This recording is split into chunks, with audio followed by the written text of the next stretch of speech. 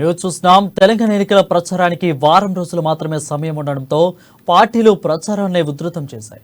ప్రధాన పార్టీలు ముఖ్య నేతలతో బహిరంగ సభలను ప్లాన్ చేస్తున్నారు. రాష్ట్రంపై ప్రత్యేక దృష్టి సారించిన బీజేపీ పార్టీ ముఖ్య నేతలను రంగంలోకి దించుతుంది. ఇప్పటికే పలు దఫాలుగా రాష్ట్రంలో పర్యటించిన ప్రధానమంత్రి నరేంద్ర మోడీ మరోసారి తెలంగాణకు రానున్నారు. 3 రోజుల పాటు తెలంగాణలో పర్యటించనున్నారు.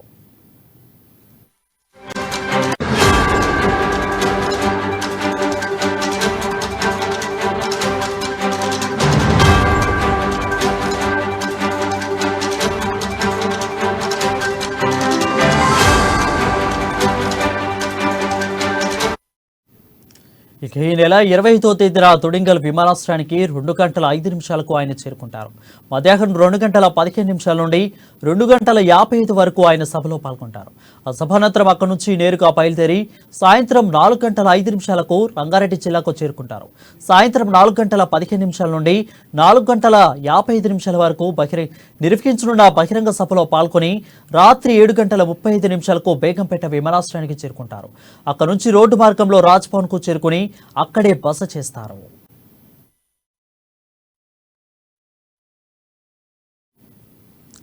ఇక 26వ తేదీ ఉదయం 11 గంటల 30 నిమిషాల నుండి మధ్యాహ్నం 12 గంటల 45 నిమిషాల వరకు కన్నయ్య శాంతి భవనంలో నిర్వహించే కార్యక్రమాల్లో పాల్గొంటారు. అక్కడ నుంచి నేరుగా మధ్యాహ్నం 2 గంటలకు దుబ్బాక ప్రచారంలో పాల్గొంటారు. అనంతరం నిర్మల్కు వెళ్లనున్నారు. అక్కడ నుంచి నేరుగా తొడింగల్ విమానాశ్రయానికి చేరుకుని సాయంత్రం 5 గంటల 45 నిమిషాలకు తిరుపతికి ప్రయాణమవుతారు.